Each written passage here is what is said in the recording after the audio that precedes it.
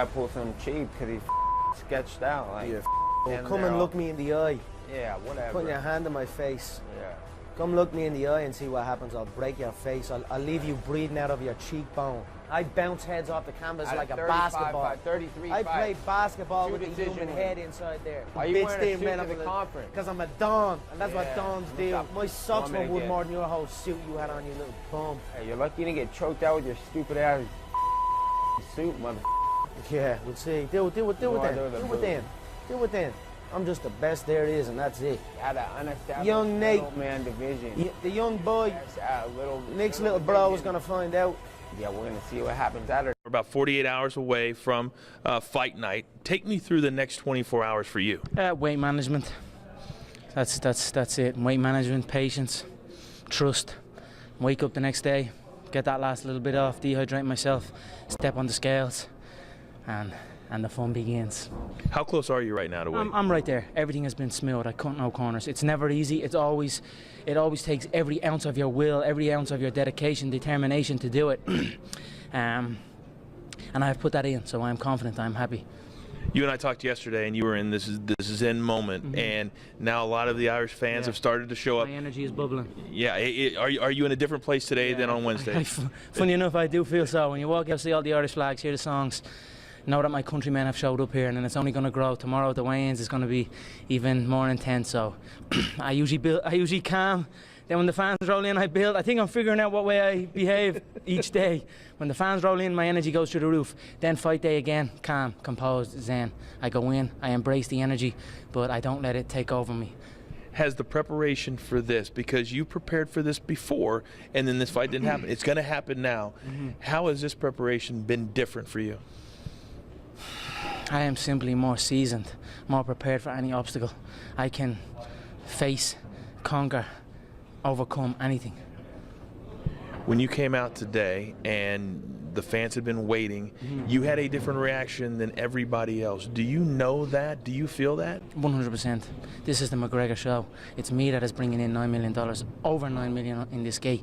It is my countrymen that are showing up to support me. We are all, every single one of us are ready for war here Saturday night. The gate, the money, we talk about it. Does that add pressure to you? I enjoy it. I love every number. I want every number in this game, and I'm hunting for it. Right now, I'm hunting for my own numbers now. So I'm gonna overtake my own numbers and continue to do that. I'm here with the one and only Conor McGregor, 3 days away from UFC 194. He actually said, "Oh, you're the wrestling guy from back in the day." So that was really cool for me.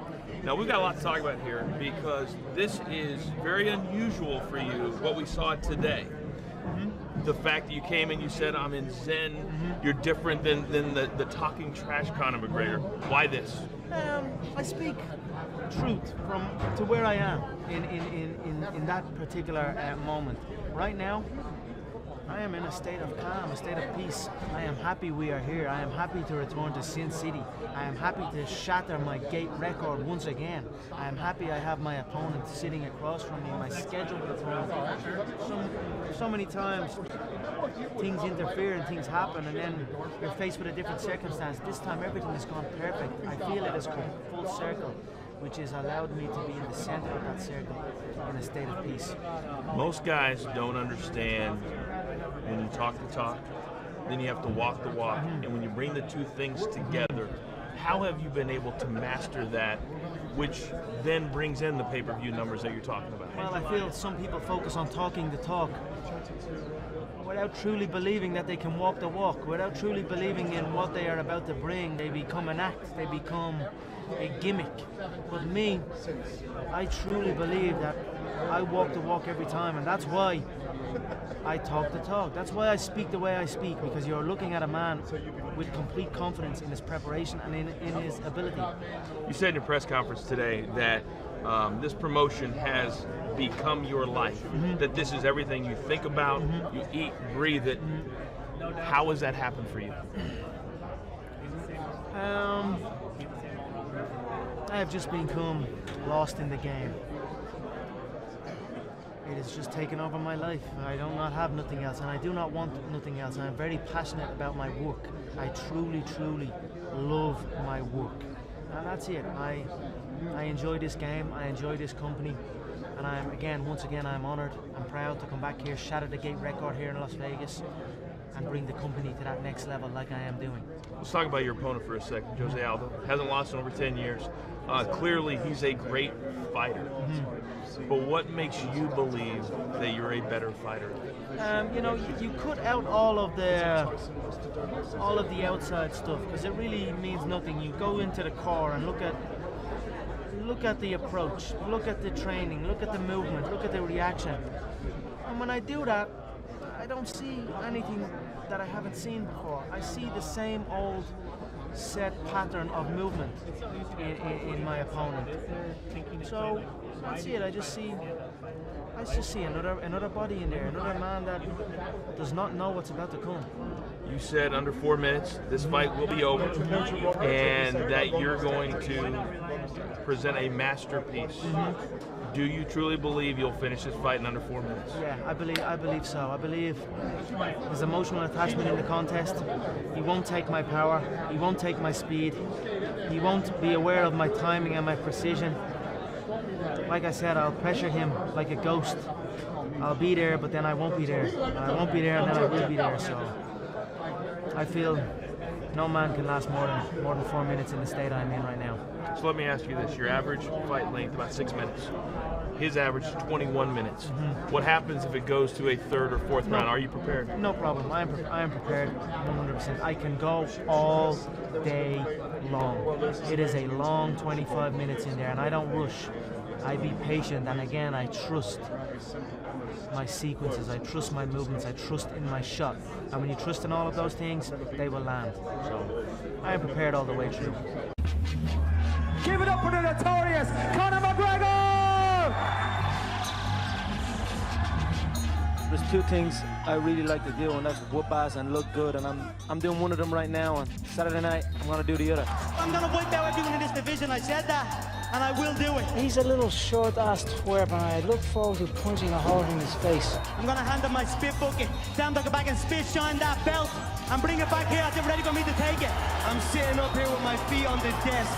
What's anyone up there gonna do about it? Not one of you are gonna do anything about it.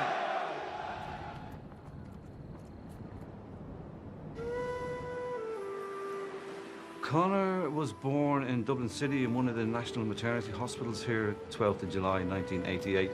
Midwife turned to my wife and said, this guy is going to be a boxer, because he came out of the womb with his fists clenched. So he was destined to be a fighter, I think. I had many fights growing up, as most young boys do from where I'm from and around this area. Get into fights. I won some and I lost some. When he went boxing, I remember he turned to us and says, "Why didn't you put me in boxing earlier?" He knew that was for him. Conor first stepped into my gym when he was about 16. Conor did stand out early on in that he could hit hard, and he also had let's call it a gregarious personality.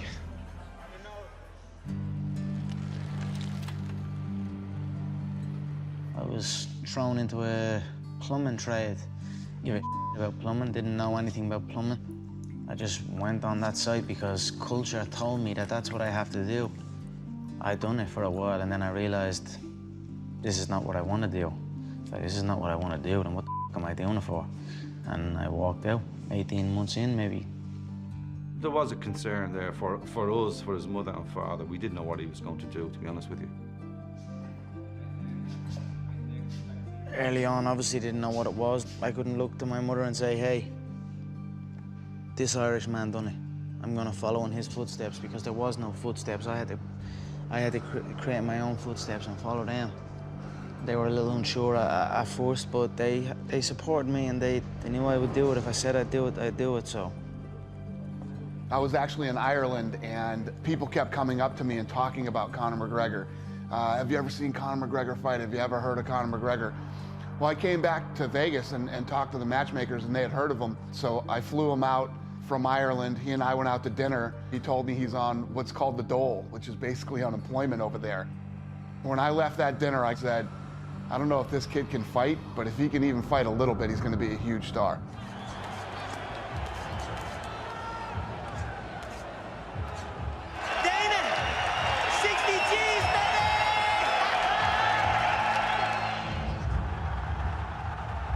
There's only 9,000 people that can get into that arena in Dublin, and it sounds like there's 90,000. It was a phenomenal night for the sport in our country, and it sent it into the stratosphere over here.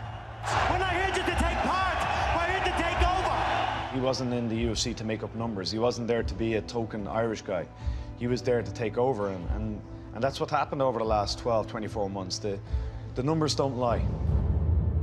No pipe did home, no battle drum did sound its red tattoo, but the Angelus bells or the Livy swells rang out in the foggy dew.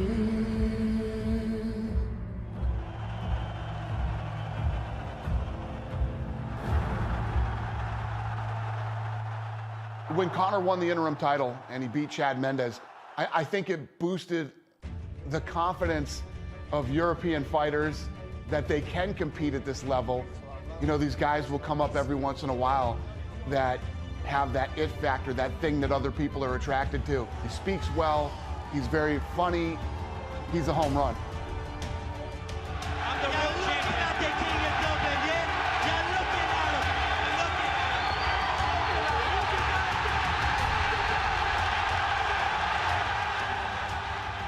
This next fight is done and dusted. It's over. It's been over since January of this year.